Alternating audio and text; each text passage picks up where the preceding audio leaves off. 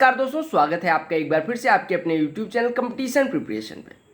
दोस्तों ये वीडियो इसके रिगार्डिंग है कि जिस परीक्षा की आप तैयारी कर रहे हैं या जो जॉब आपको चाहिए, क्या आप उसके लिए वास्तव में मेहनत कर रहे हैं, क्या आप डिजर्व करते हैं, क्यों आपको ही वो पोस्ट चाहिए और लोगों को वो पोस्ट नहीं मिलनी चाहिए, क्या आप उनसे एक्स्ट्रा एफर्ट डाल रहे हैं या नहीं। आपने अक्सर सुना होगा कि अक्सर लोग कह रहे होते हैं कि भैया 3 साल से मेहनत कर रहा हूं, सिलेक्शन नहीं हुआ, भैया 4 साल से मेहनत कर रहा हूं, सिलेक्शन नहीं हुआ, बहुत मेहनत कर ली भैया, 2 साल हो गए, सिलेक्शन नहीं हुआ। आप एक चीज बताइए, आपको कोई मंजिल बहुत ज्यादा प्यारी है या कोई लक्ष्य बहुत ज्यादा प्यारा है, आप उसके बिना नहीं रह सकते।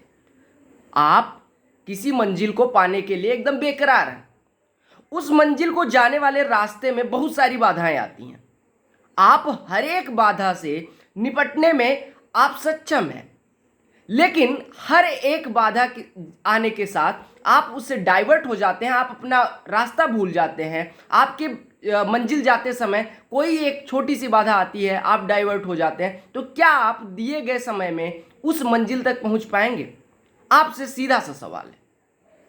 आप एक चीज बताइए, आप जिस परीक्षा की एसएससी या बैंक एग्जाम की तैयारी कर रहे हैं, 20 से 25 लाख लोग उसी परीक्षा के लिए, उसी सीट के लिए लड़ रहे हैं, आपको वो सीट क्यों मिलेगी अगर आप उन लोगों से, जो 20 लाख लोग हैं, उनसे ज्यादा एफर्ट नहीं डालेंगे? आप क्या मान के बैठे कि आपसे ज्यादा बुद्धिमान नहीं है 20 लाख लोगों में?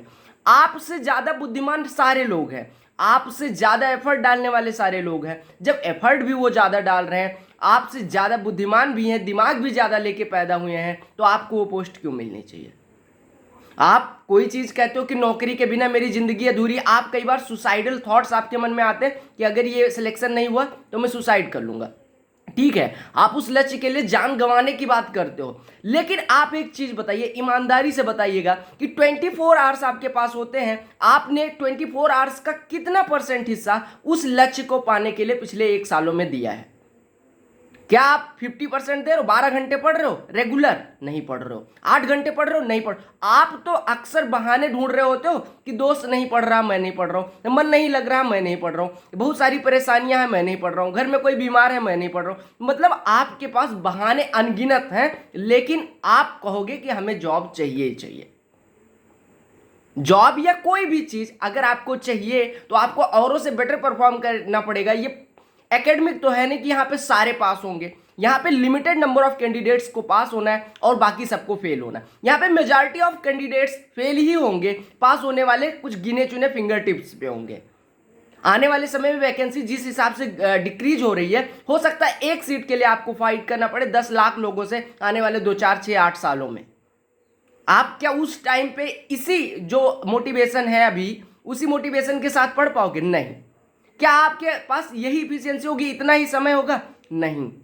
तो अगर आपके पास अभी टाइम है तो वो किल क्यों कर रहे हो? आप ईमानदारी से बताओ, मेरा आपसे सीधा सीधा प्रश्न है। आप 24 आवर्स को अपने ईमानदारी से कमेंट सेक्शन में लिखना कि 2 घंटे से कम यूट्यूब पे देते हो, 2 घंटे से कम सोशल मीडिया को देते हो, 2 घंटे से कम नेटफ्लिक्स या कोई मूवी देखने में देते हो, 2 घंटे से कम म्यूजिक सुनने, नहाने खाने में देते हो, 8 घंटे से कम सोते हो। आप एक चीज बताइएगा मुझे कि अगर आप इतना समय इधर उधर दे रहे हो तो आपको आपका लक्ष्य क्यों मिलना चाहिए?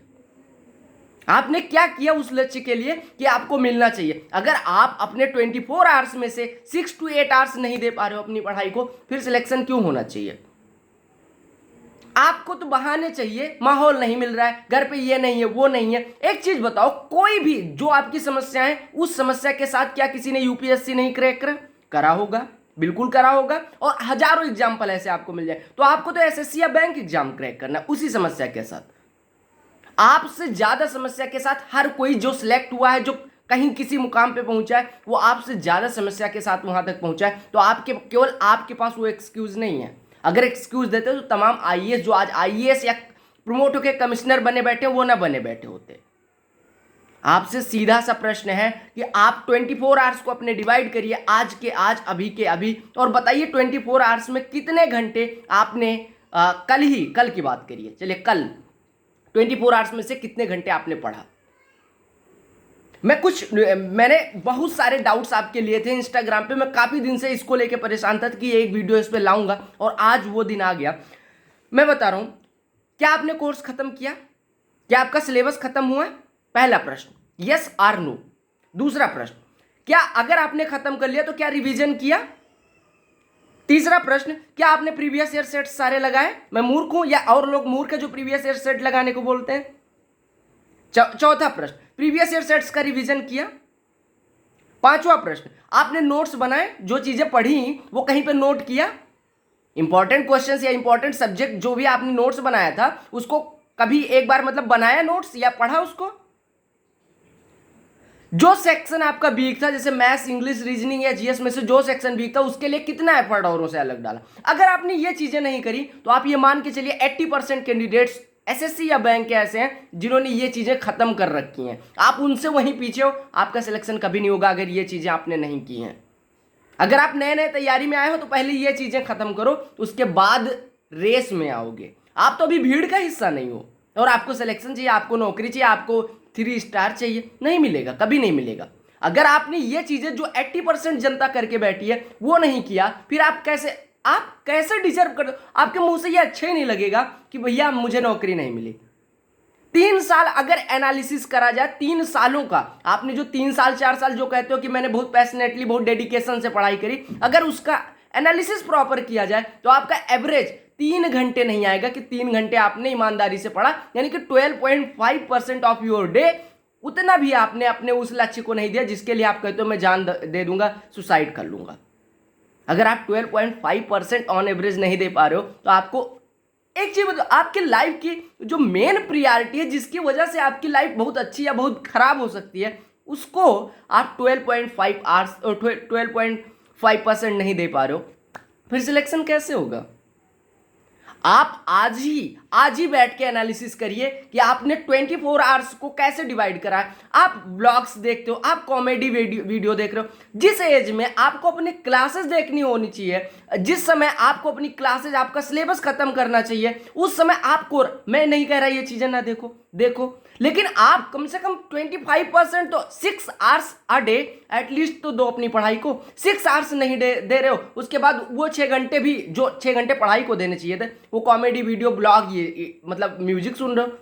ये सब पैशन बाद में, अभी आपको केवल और केवल पढ़ाई से मतलब होना चाहिए। आज सारे लोग कमेंट सेक्शन में ये लिखेंगे कि 24 आवर्स में से वो कितना घंटा पढ़ाई को देते हैं, बाकी उनका टाइम कहाँ कहाँ किल हो रहा है वो चीज़ें भी लिखेंगे कि 2 घंटे सोशल मीडिया है, वो चीज़ें कम करनी है, ये 6 घंटे अपने आप बढ़ जाएंगे। आप दोस्तों के बीच में बैठ के 4 घंटे, हालांकि अभी लॉकडाउन में दोस्त से नहीं मिले, दोस्त जब मिलते थे 4 घंटे उधर आपका जा रहा है डेली, फोन पे लगे हैं 8 घंटे फोन पे ही लगे हैं। तो ये चीजें जो आपका टाइम किल कर रही हैं, जो आपको अपने लक्ष्य से दूर ले जा रही हैं, उनको क्यों नहीं त्याग दे रहे हो? फिर कैसे कह सकते हो कि आप पैशनेटली अपने लक्ष्य की तरफ बढ़ रहे हो?